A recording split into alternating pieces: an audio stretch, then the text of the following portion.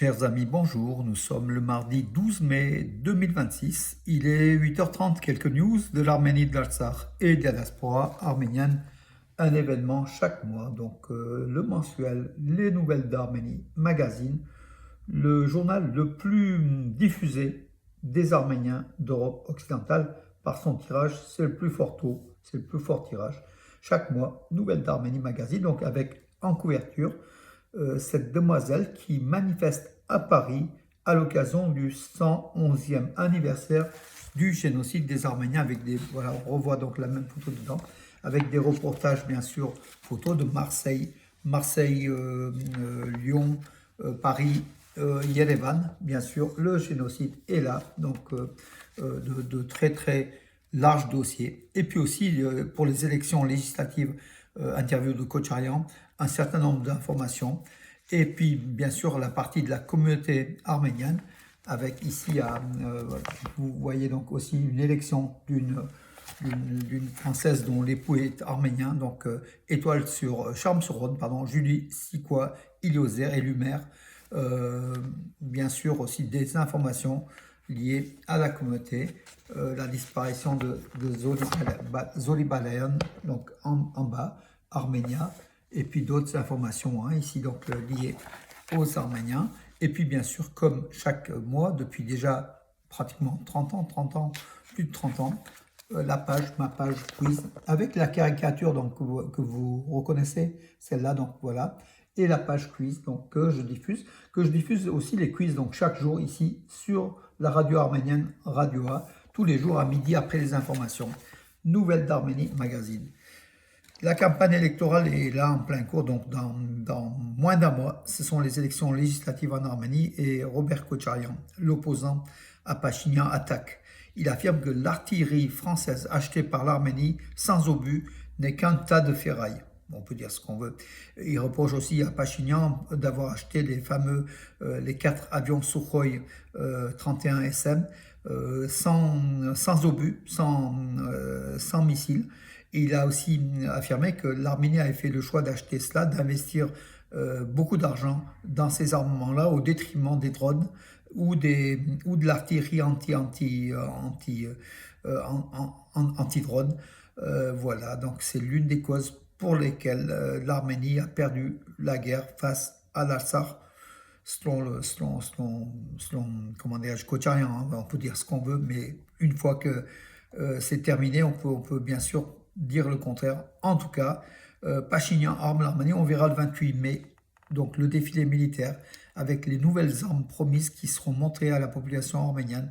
On verra ce que Macron, ce que la France a vendu à l'Arménie à cette occasion-là. Donc, je vais en parler tout à l'heure aussi. Je vais même en parler tout de suite.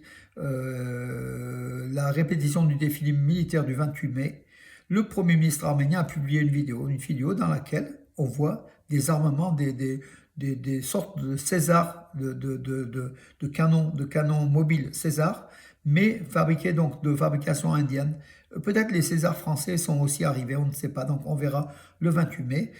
Souley Babikan, le ministre arménien de la Défense, a aussi publié la photo de voitures sur lesquelles il y avait des drones de reconnaissance Made in Armenia. Donc voilà l'armement de l'Arménie que l'Arménie se prépare à montrer au peuple sur la place de la République le 28 mai prochain, donc dans quelques jours. On verra, on attend avec impatience l'armement de l'Arménie.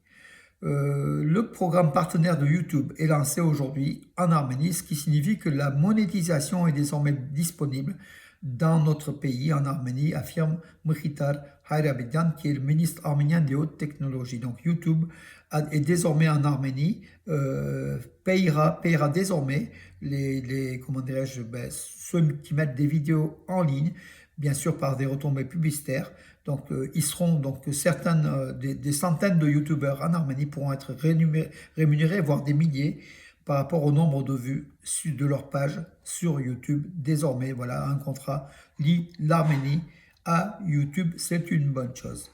Voilà, la répétition du défilé militaire, on l'a vu, donc les images ont été diffusées avec parcimonie, bien sûr, de l'armement de l'Arménie. On attend encore davantage.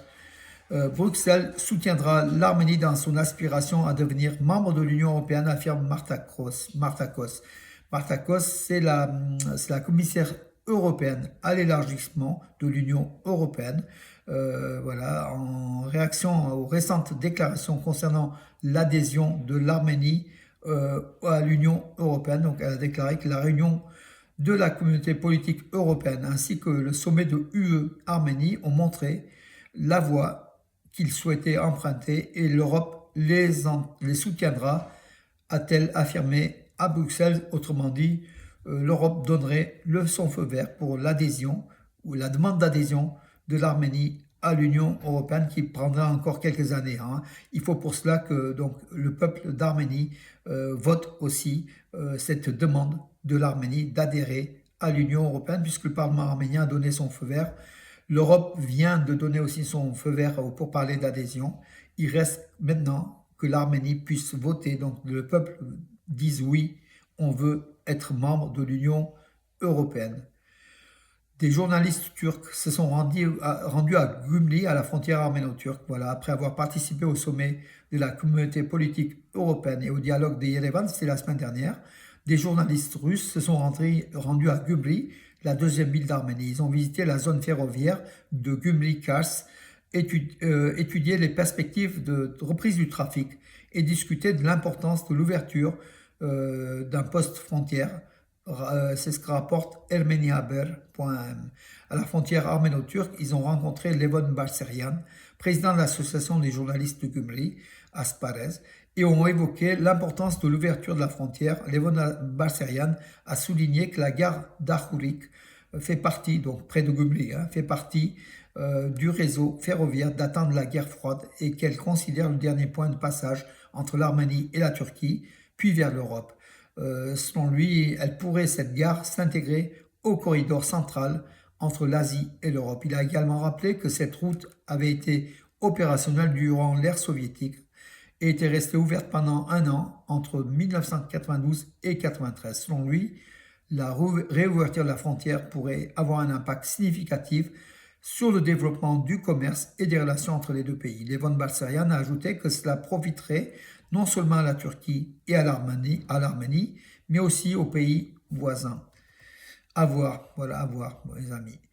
Dans la série des Arméniens célèbres, High Post, la Poste d'Arménie, a rendu hommage au centenaire de la naissance de l'actrice Medaxia Simonian, en termes de 380 grammes, édité émis à 10 000 exemplaires le 7 mai par le High Post, la Poste d'Arménie, qui représente cette célèbre actrice arménienne Medaxia Simonian, née en 1926, disparue en 1987, artiste du peuple de la République soviétique socialiste d'Arménie. La partie droite du timbre illustre certains des personnages qu'elle a incarnés, Medaxia, donc cette actrice. Voilà, le timbre porte également des inscriptions Medaxia Simonian et Armenian Actress en arménien et en anglais. Voilà, le timbre a été imprimé en Belgique aux imprimeries Bpost, Philatélie and Stamps Printing. Voilà. Avis aux philatélistes arméniens, mes amis. Voilà pour aujourd'hui, chers amis. Je vous donne rendez-vous à demain. Je vous souhaite une bonne journée. Bonne journée.